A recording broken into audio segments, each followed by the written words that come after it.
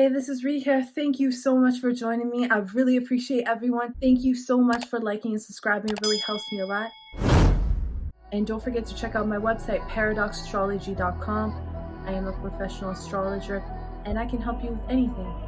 And if you would like to see more occult videos and astrology videos that are not on YouTube, consider joining my Patreon. Okay, let's get into this video. So on March 7th, we have the full moon that will be happening in Uttara Phalguni. Now, just to let you know, I actually use Sidereal Time. So there are other Vedic astrologers who are using local time, but I use Sidereal Time. So there's sidereal house placements and then there's Sidereal Time. Objectively, Sidereal Time is the most accurate time because the 24 hours in a day is actually a rounded number. And this actually goes with the exact time of the day. So if the placements sound a little different than what other people are saying, that is why. Okay, let's get into it. So it evokes the spring season, but the latter part of the spring season. So that's why this one is very productive and indulgent, because it's when the fruit starts to develop and when you go and you pick the fruit. So it's a fruit of your labors, but as well, it also is the two back legs of a bed, which denotes resting as opposed to sleeping. So it's when you can be indulgent in harvesting the fruit, but also you're able to taste the fruit of your labor, as opposed to Uttara Phalguni, which is the beginning of spring, which is not as productive as this one, but they're very similar. It's also the foot of the bed has to do with relaxing after taking a break, or a siesta, as they say, taking a break from your production. The motivation towards this one is about helping others. Is helping or receiving help from others. It's known for the ability to promote friendships, maintain friendships, because it has that type of compassion. This one, as opposed to Uttara Phalguni, this is more of one-on-one type of relationships that are being cultivated. It's also about establishing one's individuality amongst the crowd. This one really denotes having its own way of doing things. And because it has that confidence in itself, it has the knowledge.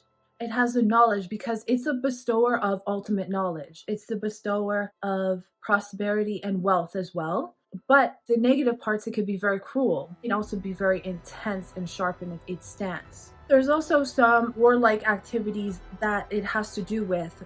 Those are the qualities like aggression, valor, fearlessness, and the urge to conquer. So that could be for a positive or a negative, because it is ruled by the sun, and these are the qualities of the sun. But it'd rather have harmony than have a victory, because it is compassionate in that way. It's also the power of wealth through marriage, because it is ruled by the deity who actually blesses marriages. So this is also promoting romantic relationships as well. This has to do with the springtime, which is also mating. And so that's kind of where that comes from. Leo in its own are a very sexual sign. So it's actually good to celebrate your relationships with other people during this time and to be kind to others. Aryaman is the deity that presiding over kindness and favors as well. So doing nice activities would help. It's very social, so it's concerned with etiquette and social structure, social graces. So it's a lot about friendships, a lot about relationships. But let's look into the whole picture now. So we're going to have the sun actually opposing, and the sun will be in the opposing sign and in the nakshatra Purva Bhadrapada. And also we're going to have Saturn there and Mercury. So we're going to have Mercury between Saturn and the sun. So the significator of Leo is right now is in Aquarius, and it's with Saturn. Now, Saturn and the sun typically do not do well together. Sun is the leader and Saturn is the servant to the leader or to the king. The seventh house in mundane astrology, it has to do with foreign affairs, relations with other countries, business contracts. In your horoscope, it would have to do with that as well. It could have to do with anything political or commercial relationships, the national marriage or divorce rate. Also, Saturn and Sun equal government as well. So there could be some issues with communication that have to do with these types of things. There could be issues in relationships or contracts. Maybe a contract is seen as a little bit too strict, or maybe it's a little too restrictive, or relationship relationships seem a little too restrictive based on ego or lack of communication, that could definitely happen. The good part is these placements with Saturn, Sun, and Mercury is very good for lawyers, judges. It's good for hitting maybe a high in your business as well. That could actually happen. That involves leadership and patience, perhaps some type of routine of you being seen, and some routine that involved communication. Saturn is the authority, and having the Sun there too as a leader, you could be seen as authority and a leader. So this is actually good for judges. It's good for lawyers, anyone who's into those kind of businesses. It will be beneficial for them. And I could see this having to do with legal matters as well, because now we have the Lord of the sixth house is in the seventh. So there could be some issues with the employment rate. There could be some issues with health matters, public health, sickness, the army, navy, or civil servants. It could have to do with that as well. Workers and employees and trade unions and activists. So we could have some clashes with the civil servants and the leaders. There could be some clashes there just on a smaller level. Some could have some issues with their siblings because Mercury is the sibling. There could be a few issues with that. Bad communication between countries, that causes some problems. Cutting off of communication, a stricter communication. Having the Sun in Purva Bhadrapada, the main symbol is the front of the funeral cot. What this supplies is the front of it is our exit from the world. There is a lot of energy based around transformation that has to happen at this time. The Sun being there, that could be, you could retreat internally towards enlightenment, or that could be actually the death of the internal towards enlightenment, or it could be on a mass scale actually about death. It relates to the cutting off the destructive side of things, dissolution. It could also have to do with pains, injuries, accidents,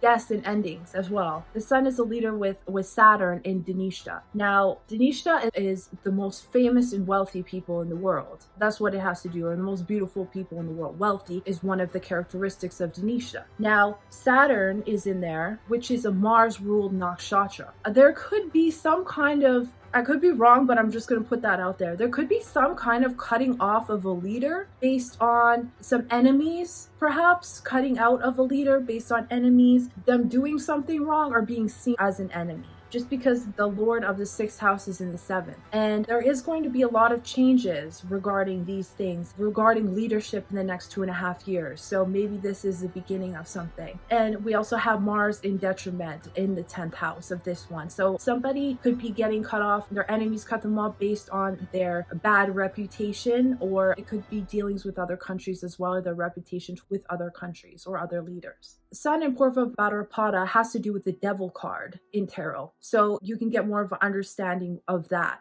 So yes, we have the moon in Uttara Phalguni, which is good for relationships and things like that. But the Sun is right in a very harsh nakshatra dealing with death and ending. So something does have to get cut off. Something has to transform. Jupiter is located in the 8th house, and the 8th house has to do with transformation. It also has to do with other people's money. So there could be some transformations with that, where maybe you lend someone money, a friend, and now you have to cut them off because, you know, that didn't go well or something like that, because even though Jupiter is in Pisces, in the 8th house is not that great for Jupiter. It kind of denotes Jupiter going down a little bit, and in Pisces is kind of floating. Even though Venus is there, it's actually in between. Now Saturn is aspecting Rahu by the 3rd aspect, so Jupiter and Venus are right between two malefics. So a lot of people complained that when we had the conjunction of Venus and Jupiter, that, oh, something great didn't happen to me. Like everyone said, well, yeah, because you have two malefics between it. So you're not going to get the full energy of it. And so, like I said,